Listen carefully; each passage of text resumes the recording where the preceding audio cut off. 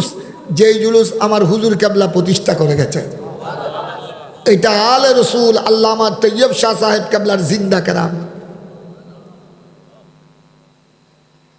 উনি 1974 ইংরেজিতে 1974 ওই বৎসর আমি জামে আহমদিয়া সুন্নিয়ায় ভর্তি হয়েছিলাম সসুম জমাতে। সসুম জমাত মানে বর্তমানে আপনার দাখিল নবম বর্ষ, দাখিল নবম বর্ষ। ওই আমাদের সময় ছিল সসুম পঞ্জুম, হাস্তম হাপ্তম সসুম পঞ্জুম। হুজুর কিবলা শ্রীকুট শরীফ থেকে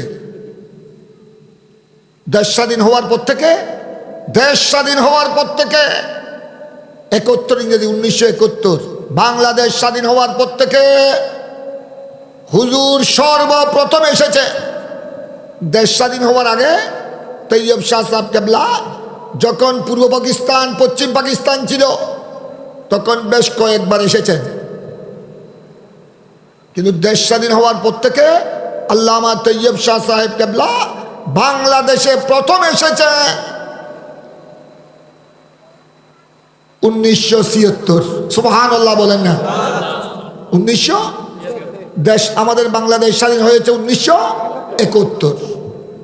71 থেকে 71, 72, 73, 74, 75 এই 5 বছর হুজুর কেবলা শ্রীকুট শরীফ থেকে বাংলাদেশে আসেন নাই। কিন্তু জুলুসের নির্দেশ দিয়েছেন সিডির মাধ্যমে শ্রীকুট শরীফ থেকে 1974, 75, 1974, 2 বছর জুলুস হয়েছে হুজুর কেবলার অনুপস্থিতিতে। তখন জুলুসের সংখ্যা ছিল, মানুষজনের সংখ্যা খুব সীমিত। 1974 ইংরেজি আমার এখনো স্মরণ আছে। আমি সেই বছর জামেয়ায় ভর্তি হয়েছি। জুলুসের পতাকা নিয়েছিলাম আমরা সসুমের ছাত্র, জামে আহমদিয়া সুন্নিয়া।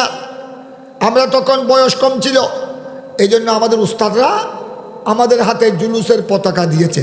এখন আপনারা যেগুলি 5 তারা পতাকা দেখতেছেন, এই পতাকা আমরা নিয়েছিলাম। তো আমরা তখন তো জুলুস কি এটা বুঝতেছি না, জুলুস কি, জুলুস কাকে বলে ওইটা বুঝার আমাদের ওই শক্তি ছিল না। আমরা হাতে যখন পতাকা পেলাম আমরা একদম খুশি হয়ে গেলাম, আনন্দিত হয়ে গেলাম।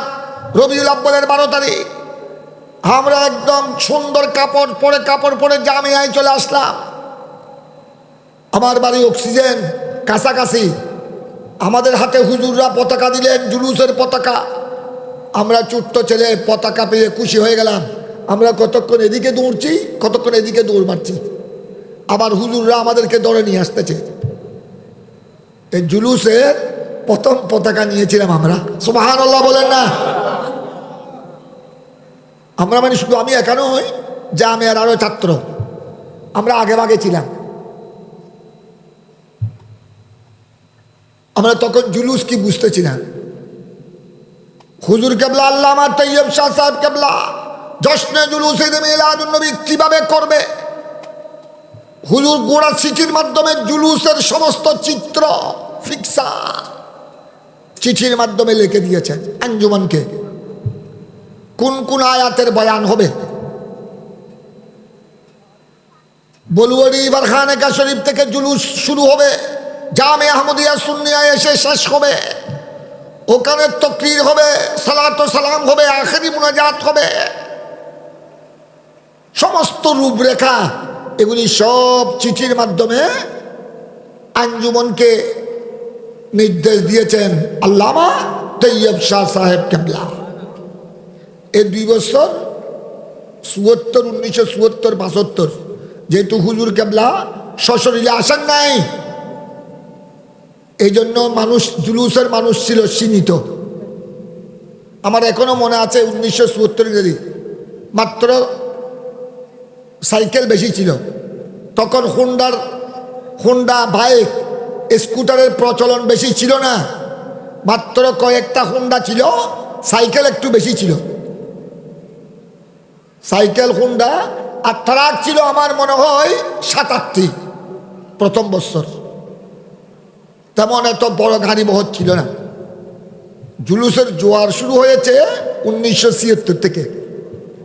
যে মাত্র আমার হুজুর কেবলা তশরিফ আনলেন, গৌস জামান আল্লামা তৈয়ব শাহ সাহেব কেবলার বেলায়েতের শাহ, হুজুরের জিন্দা কারামত, তিনি যখন রবিউল আব্বাল মাসে জশ্নে জুলুসে সদারতের জন্য যিনি যখন আসলেন বাংলাদেশে 1976, এই বছর থেকে জুলুসের জোয়ার শুরু হয়ে গেল। দাঁত ভাঙ্গা যাওয়া, মানুষকে মানুষ, মানুষকে মানুষ, এভাবে বছরের পর বছর জুলুসের জনসমুদ্র। সুবহানাল্লাহ বলেন না? শুধু ঢাকা চট্টগ্রাম নয়, এই আমার হুজুর কেবলার জিন্দা কারামত, এই জুলুস দেখে অনেকেই এই জুলুস দেখে নাই কোনোদিন, অনেকে বিরূপ মন্তব্য করেছিল। কিন্তু আলে রসুলের আল্লামা তৈয়ব শাহ সাহেব কেবলার জিন্দা কারামত যারা সমালোচনা করেছে, এখন বর্তমান বিশ্বে বাংলাদেশের চট্টগ্রামে এরাও জুলুস বের করতেছে। সুবহানাল্লাহ বলেন না? উচ্চস্বরে বলুন না সুবহানাল্লাহ। এটা আল্লাহর দরবারে এমন কবুল হয়েছে, সর্বজন গৃহীত।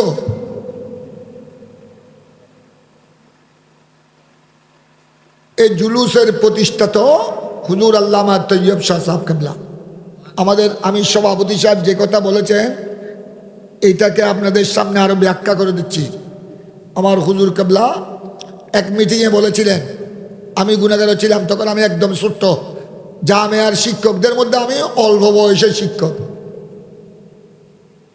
হুজুর মিটিংয়ের মধ্যে বলেছিলেন, আপ ভাই লোক, ভাইদেরকে বলেছেন, তরিকতের ভাইদেরকে, अंजुमन के, अब भाई लोग जुलूस की दावत, जश्न जुलूस मिलादुन्नबी सल्लल्लाहु अलैहि वसल्लम की दावत सबको देना, तो সবাইকে আপনারা দিবেন। এমনকি যারা ঈদে মিলাদুন্নবী মানে না, এরকমও কিছু আছে না, ওহাবি খারেজি আছে না নাই, তোমরা এদের কাছে জুলুসের দাওয়াত দিবে। ওদের কারো সাথে এরা তোমাদের জুলুসের সিটি কবুল করুক আর না করুক, এরা যদি কবুল করে, দাওয়াত কবুল করে, ভালো কথা। আর এরা যদি মুখ কালো করে, তোমাদেরকে যদি সমালোচনা করে, জুলুসের বিরুদ্ধে কথা বলে, তোমাদেরকে ঝগড়া ফাসাদ করার দরকার নাই। তোমাদের কাজ হলো দাওয়াত দেয়া। হয়তো আল্লাহ যদি তার কিসমতে রাখে, এই বছর না হলে তার পরের বছর, নতুবা তার পরের বছর, নতুবা 5 বছর পরে সে জুলুসের সৈনিক হয়ে যাবে। সে একদিন এসে জুলুসের পতাকা হাতে নিবে। এটা আমার হুজুর আল্লামা তৈয়ব শাহ সাহেব কেবলার নির্দেশ, যেটা আজ আমাদের সভাপতি মুন্সি আব্দুল মাহবুব সাহেব যেটা বলেছেন। আমি প্রত্যেক জায়গায় বলি, আজকে আমি এসেছি, ওখানে আমার মৌলানা খাজা আবু তাহের সাহেবও ছিলেন, বিশাল প্রোগ্রাম, গোপালঘাটটা 100-এর মতো উলামায়ে কেরাম, 100-এর মতো, 100-এর কাছাকাছি, অসংখ্য মানুষ। ঈদে মিলাদুন্নবী উপলক্ষে, ফাতিহা দাহন উপলক্ষে মাহফিল। ওখানে আমাদের আঞ্জুমানে রহমানী আহমদিয়া সুন্নিয়া ট্রাস্টের প্রেজেন্ট পাবলিকেশন সেক্রেটারি গোলাম মহিউদ্দিন সাহেব, তিনি এসেছেন। আমাদের আলহাজ মরহুম মুহসিন সাহেবের ছেলে, বিশাল আয়োজন। ওখানে আমি বলেছি, তোমরা যারা গৌসিয়া কমিটির খাদেম, সকল আহলে সুন্নাত ওয়াল জামাতের অনুসারী, সবাই তোমরা ঐক্যবদ্ধ থাকবে। খবরদার একজনের বিরুদ্ধে আরেকজনের কাদা ছুড়াছুড়ি করবে না, একজন আরেকজনকে হিংসা হাসদ করবে না। ইমানদার আরেক ইমানদারের প্রতি হিংসা বিদ্বেষ রাখতে পারে না। তোমরা যারা সুন্নি মুসলমান গৌসিয়া কমিটির অনুসারী, সবাই ঐক্যবদ্ধ থাকবে। আমরা সবাই এক থাকলে বাতেল মুনাফেক আর কোনো ঠাঁই পাবে? বাতেল মুনাফেক এরা তো আল্লাহ রসুলের শানে বেয়াদবি করার সাহসও করতে পারবে না। আমি ধন্যবাদ জানাই আমার গৌসিয়া কমিটি বাংলাদেশ উত্তর দুরং হযরত সাদেক আলী খলিফা গায়বী জামে মসজিদ শাখার সকল সদস্যদেরকে আপনারা এই বছর সহ নবম 9 বছর ধরে এই মাহফিল আপনারা আয়োজন করে আসছেন। আল্লাহ যেন সামনে ভবিষ্যতেও গৌসিয়া কমিটির ব্যানারে আয়োজনে এই নুরানি জশ্নে ঈদে মিলাদুন নবী সাল্লাল্লাহু আলাইহি সাল্লামের মাহফিল, ফাতিহা আজদমের মাহফিল প্রত্যেক বছর আরো বড় আদবের সাথে আন্তরিকতার সাথে আয়োজন করার আল্লাহ যেন তৌফিক দান করে। এই ধরনের মাহফিল থাকলে, ঈদে মিলাদুন নবীর মাহফিল, ফাতিহা আজদমের মাহফিল থাকলে সুন্নিয়ত জিন্দা থাকবে, ইসলাম জিন্দা থাকবে। ঈমানদারের অন্তরে আল্লাহ রসুলের প্রেম, গৌসে পাকের প্রেম, আল্লাহর ওলিদের প্রেম ঈমানদারের অন্তরে কলবে জিন্দা থাকবে। উচ্চস্বরে বলুন না সুবহানাল্লাহ। এই জন্য আপনাদের খেদমতে আমার আরজ,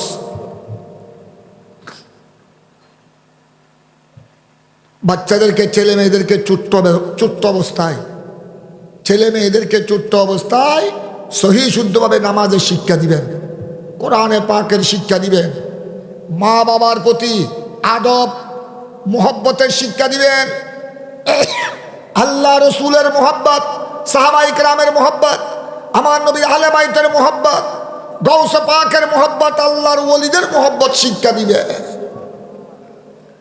ছেলে মেয়েদেরকে যদি আমরা এগুলো শিক্ষা দিতে পারি, ওই ছেলে মেয়ে বড় হওয়ার পর আর কোনোদিন আল্লাহ রসুলের শানে, আল্লাহর ওলিদের শানে, মা বাবার সাথে বেয়াদবি করতে পারবে না।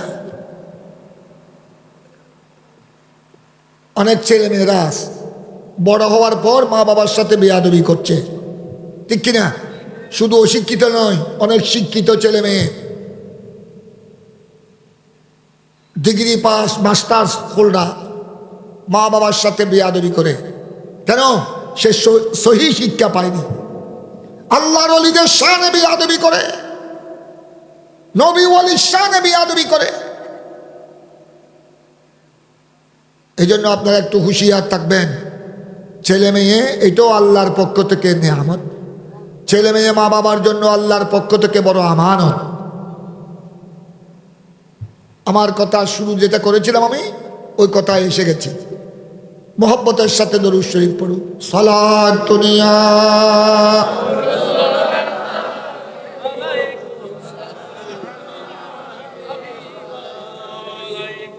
আরো মোহব্বতের আওয়াজে সালাত দুনিয়া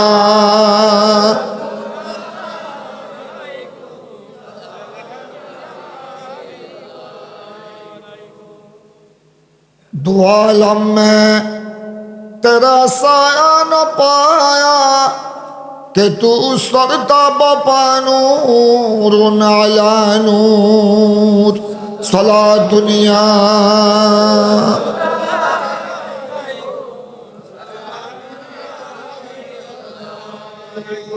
तुम्हारे गुंबद खदरा की दूसे मदीना बेगुमा नूर अला नूर सलात दुनिया।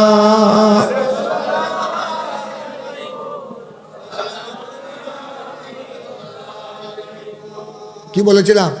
যে মাহফিলে আল্লাহর জিকির হয়, আমার পেয়ারা রসুলের জিকির হয়, আল্লাহর বন্ধুদের আলোচনা হয়, ওইটা হলো দুনিয়ার জমিনে বেহেশতের বাগান। এই মাহফিল যতক্ষণ পর্যন্ত চলবে, আপনারা শুধু একটা ময়দানে বসেন নাই, জান্নাতের বাগানে বসেছেন।